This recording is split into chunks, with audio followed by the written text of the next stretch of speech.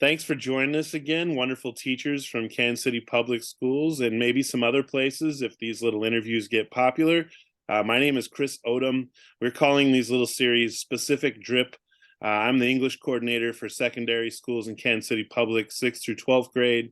And I get the joy of coming and visiting classes and seeing how teachers, both brand new and very veteran, are going about making learning meaningful. And I'm joined today by a brand new first year teacher. So welcome to us from Central Academy, Shakira Cross. Yes. Thanks for being here today. So I got a chance to come see Shakira's class, and we have this little form that we're supposed to check off things on about like how many of the elements of close reading and how much relevance to academic vocabulary. And I'll tell you, in sitting there for maybe 25 minutes, I marked so many good things off, and so many things that I saw were intentionally part of your class, is that I thought it would be wise in the first year of your teaching to kind of unpack some of that. And we're going to talk with her a little bit today about some of her methods and how it's proving to be effective. I would say students were doing a lot of the heavy lifting that we talk about, like working on the reading independently and with the group member. They're doing some discussion. They were finding some text evidence. And then my favorite that we talked about is that they found their own voices were relevant and valuable in the contribution to the overall goal of the lesson. So will you take us through that lesson a little bit? We were reading Indian Father's Plea. I don't remember the author's name, darn it, and Lost Letters of Frederick Douglass. But take us through that lesson a little bit and tell us some of the things that you think you did intentionally that made it engaging for students. Absolutely. So I've decided to take the Frederick Douglass Lost Letter and an Indian Father Plea letter and ultimately compare and contrast the two letters. So that was the end goal of reading those two texts. I know in this unit we're talking about argumentative texts, and we discussed the different genre types, and one of them were letters. And so we've been discussing argument. We've also discussed what an argumentative letter might look like. And so I think what made them engage with the two texts is having background information on who Frederick Douglass is, because once they understood that Frederick Douglass was an abolitionist, but he ended up, after his first wife died, because he didn't find his marriage passionate enough with her because she was illiterate, and then he ended up marrying a white woman. Did they finally figure out, okay, this is like a drama series. This is like, oh, I'm watching, TV right here. And I think that's what clicked for them to engage with that letter. Mm-hmm. And then in an Indian Father's Plea, and talking about indigenous culture, and talking about, okay, why is the author maybe calling them an Indian? Why is the title Indian when we know that that's an outdated term for indigenous people, and relating it back to African American culture, where we kind of have adopted or reclaim the time of the N-word and what that could be used for. So engaging in those conversations before we read the two texts, I think that is what helped draw them in. It was kind of the hook that drew them in. So that's the background on why we decided to do those two texts, what was the end goal, and how we were able to engage. Mm-hmm. So it's third quarter. When I've been interviewing people, we've been talking about like it didn't necessarily start this way in each class, and that as far as things go, we get more comfortable with ourselves as students. We start to share more. Has it been like that where you have slowly seen more participation? Or because I know your expectations were very high from the beginning, I could really tell the way students kind of are living up to that and very proud to be responding in your class. But was it a little less like that to start off? And then how do you think it has worked to build up to where we are now? I think that at the beginning of the year, a lot of my students didn't feel intellectually safe in the classroom enough to share their ideas. And so at the beginning of the year, it was a lot of modeling for them the process of going through a discussion question and here are Miss Cross's thoughts and ideas on this, kind of modeling that. But my expectation from the very beginning, as you mentioned, was to always defend your answer. You can have an answer, but you've got to defend it with some reasoning, some textual evidence. So the expectation was there. I think now that they feel intellectually safe in the classroom, are they able to use the language necessary to share their thoughts in a way that gets the point across, yet it still holds who they are, if that makes sense. Mm. Because I think that one issue that we had at the beginning of the year is I have it at the tip of my tongue. I have it in my head. I just don't know how to say it. Gotcha. And so providing sentence stems and allowing them to just say whatever is in their head at that moment without judgment or without correction Hmm. is what allowed for this third quarter discussion to happen. Yeah, no, fantastic. You took the words right out of my mouth. I was hoping there's going to be some scaffolding and some support. And I know based on the kind of language, you can visit a class and hear the intentionality of those sentence frames. Like some of this academic language we don't always practice. And so I could hear just in a few moments of being there, like students using a full and complete thought to respond and also using evidence and explaining, like not just saying a one word answer. And so I know sometimes teachers are like, how are we going to do discussion if all the answers are going to be like this small? And I sat next to a young man at Lincoln Middle today who didn't have a partner. And so I was his talk partner. And just that, like he spoke in whole group because we had a chance to talk first. Mhm. And I was, tickled that he volunteered, kind of showing me like, kind of thanks for being my thought partner. So I know that stuff travels and it happens whether we realize it or not when we validate students thinking and keep doing that like throughout the whole year. They start to do more and more of it, and before Yeah. you know it, people wouldn't necessarily know those students from the ones they had in their classroom. Like, do you think Yeah. you have people showing off in your room these days that may not do so for other people? Yes. Just because of the environment that the classroom culture that we've created just for that specific hour, Yeah, if that makes sense. Because every absolutely. hour is different. Yeah, And so I do think that some students show out for me more than they do for others. yeah. Not to say that I'm all that in a bag of chips, but it's just what we've all created collaboratively together. For sure. It comes from that kind of cause and effect, how it started out in here. Did I feel heard? Will it be safe, like you were talking about? And then playing with that throughout the year about how much of me am I really going to put in? And then when it feels good, like when you notice that somebody did well and you let them know. And, Yes. I loved that. I was like, yes, let me tell you how well you're doing, because that is not how we were perceived often. We're always perceived as the people telling you what you need to do better, but it's so fun when you get on this momentum of, yes, let's do this, guys. Like, I want to have visitors and I want to have people come see how special you guys are. So I'm excited. You're shaking your head, but so it kind of feels that way these days in there. It does. It Okay. definitely does. What I are think you working on? Because a good teacher always works on the next thing they want to get better at. What do you think as a class you guys are striving to get better at right now?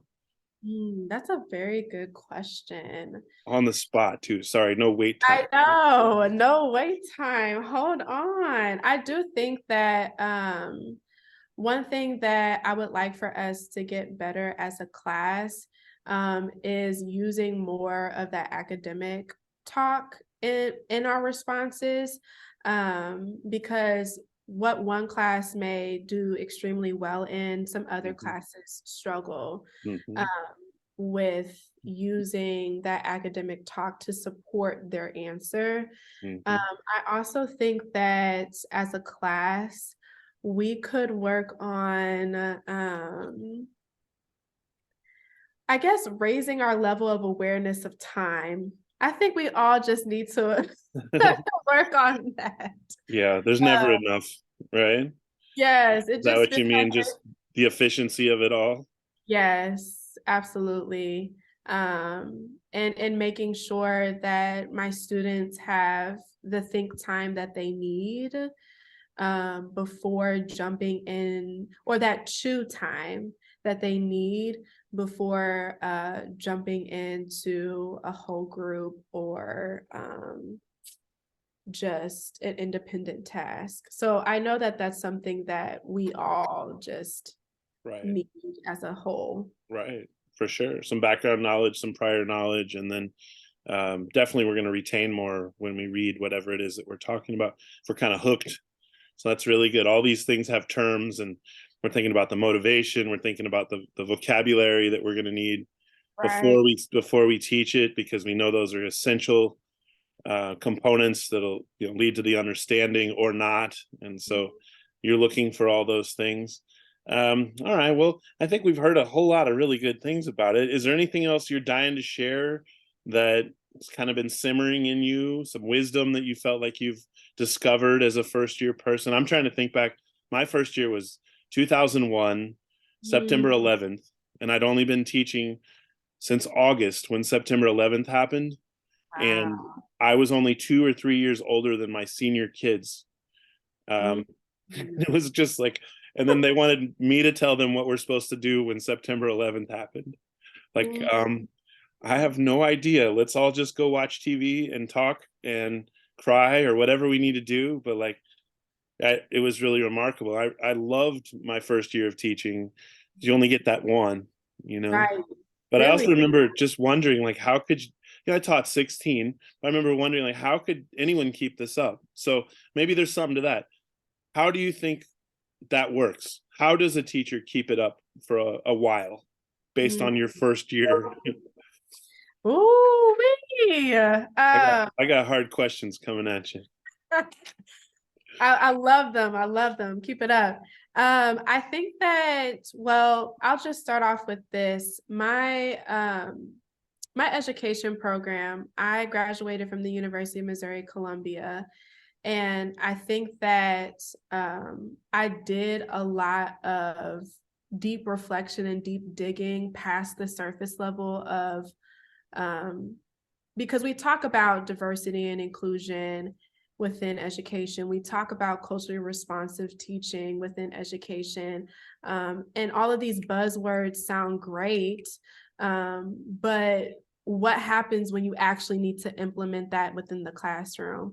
And Mhm. so I think that I really did a lot of deep digging before my first year to really figure out, okay, how am I supposed to be a Black woman teacher, young, coming into a school where there's predominantly Black and Brown students, and um, I have the opportunity to serve students who are coming from backgrounds that are traumatic, coming from backgrounds where why would they even want to learn if this is what they have to deal with at home? Mhm. And so just thinking about all of that, thinking about my first year of teaching, I realized that my approach in teaching has been to have healing practices at the forefront.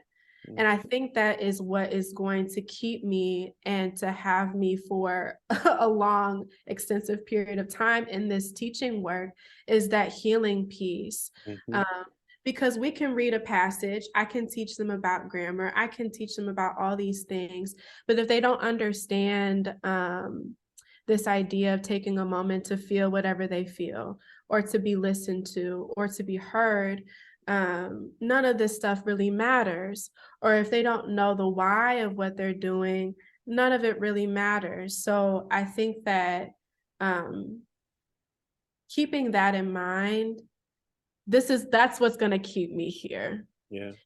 Um, I knew you would have a great answer for that challenging question, but it's so true. Like real knows real, and I would always tell my students, I was reflecting while you're talking, and it's hard not to, is that I promise I was listening, but that I need something back. So when we would share, I would tell them how much they filled me back. Like if ever I filled you or you felt filled by what we do, give me some of that back before you get out of here so I can carry that on. And I don't know, I was from a preacher's son, so I mean I would lend myself to some of those, what we have, our influence on each other in the community, and kind of ask for that renewal. Like, you make me stronger when you do well. right. And I remember students were hip to that, like, no one's ever told me that, or Yes. and I really loved knowing that, like you were saying, early in my career, and then knowing how to operate that thinking, and then making sure we heard student voice a lot, and that what we did, I was all excited, like, not falsely at all, no fake praise, no way to goes, or no, but Right. really true heart to heart. Like, that meant something when you said that to me, and I appreciate you so much.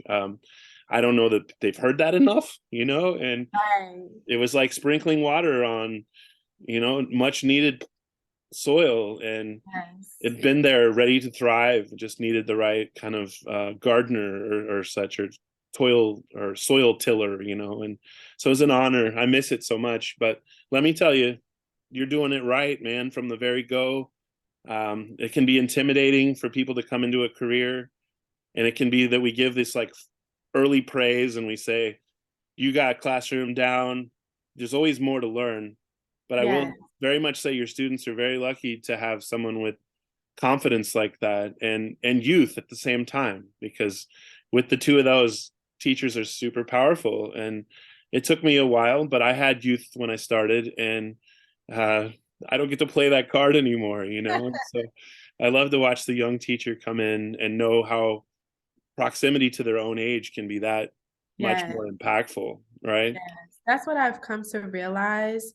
I've also realized the balance in that, though, as well. Like knowing when to be hip, because I'm a part of their generation. I know Yeah, TikTok, yeah. and bringing in that cultural relevance while also establishing the sense of the separation between my age and theirs, and Hmm. my knowledge and wisdom and theirs. So Hmm. it's been interesting seeing that play out throughout my first year. Very cool. Well, I'm excited for you and glad you did this interview. And if you're listening today, I hope this has given you some hope and excitement, maybe to enter teaching, or to think about trying some different strategies, or even maybe have a conversation with Miss Cross. So if you'd like to talk on this show and tell us about a vision you have, or an ability that you think you could translate to other educators, please let me know. I would love to have you on here. We're doing these probably a few features per month on our new little website. So thank you, Ms. Cross, for taking the time to do this. Yeah. I know you're a busy planner getting ready for your next day, and so she snuck this conversation in. Thank you so much. How about we go out on one word of wisdom or something from you about education? Mm. Oh, you keep throwing these deep questions. I know I didn't tell you they were coming, but I know you got one. It's just I right do there on the have edge, right? I do have one. I live by this quote by Toni Morrison where she says that if you are free, your job is to free somebody else. Mm, So, in our work, in our line of education, we have the power to give the tools to free other students in our lives. fantastic. We'll leave it at that. Thank you for listening to this wonderful interview today. We're signing off.